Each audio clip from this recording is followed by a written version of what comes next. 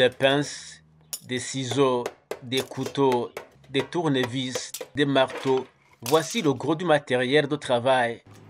Ces instruments interviennent dans le traitement des tôles usées, l'argile et la terre pour la fabrication des braisières écologiques à usage exclusivement ménager.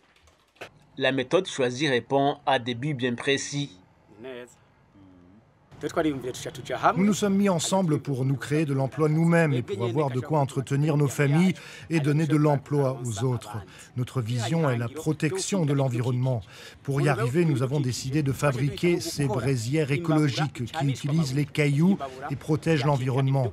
Personne n'aura besoin de couper les arbres car ces cailloux permettent de cuire. Personne ne pensera plus à la reforestation car la braisière fonctionne avec des ordures, excepté les sachets plastiques. Nous avons le numéro d'identification fiscale, car la société coopérative Dushim paie les taxes et vous comprenez que le pays en tire profit.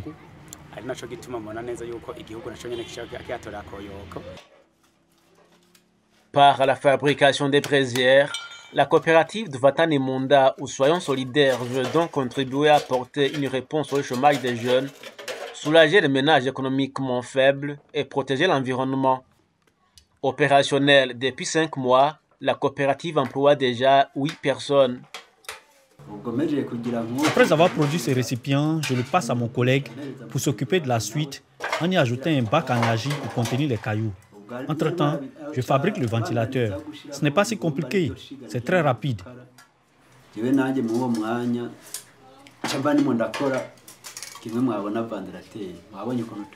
On y met une dynamo, des câbles électriques et de la colle forte pour attacher afin que ça soit solide avec ce couvercle.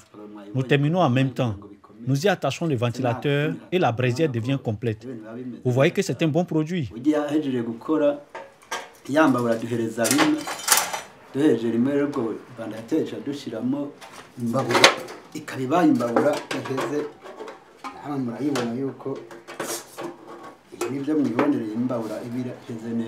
Après la fabrication, les braisières sont peintes et identifiées avant la commercialisation.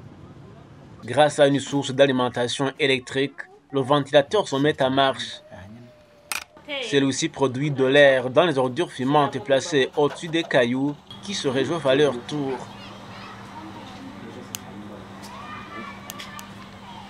Le processus de cuisson est enclenché pour une durée de 15 à 20 minutes.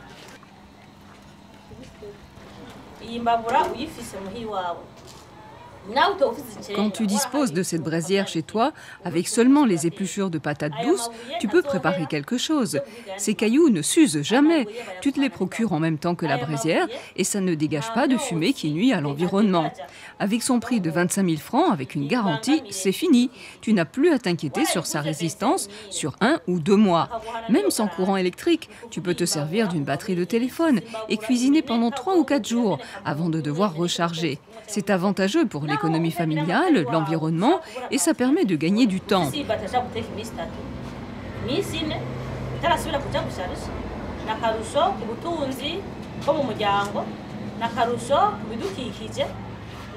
Avant, j'utilisais un sac de charbon de bois de 25 000 francs burundais par semaine.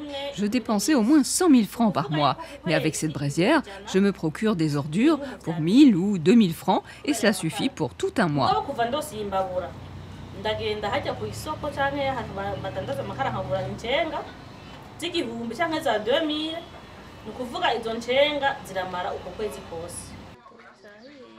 L'usage de ce produit se répand progressivement dans les ménages.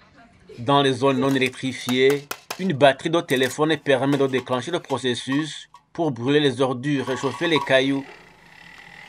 En cas de panne du ventilateur avant 2 semaines d'usage garanti, le client est en droit de se faire dédommager. Dernièrement, j'ai eu un souci avec ma braisière. Comme le ventilateur s'est arrêté de fonctionner, j'ai contacté les fabricants. Ils m'ont donné rendez-vous à l'atelier avec le ventilateur pour le réparer. Voilà, ils ont fini et je suis satisfait car ils s'occupent de nous convenablement.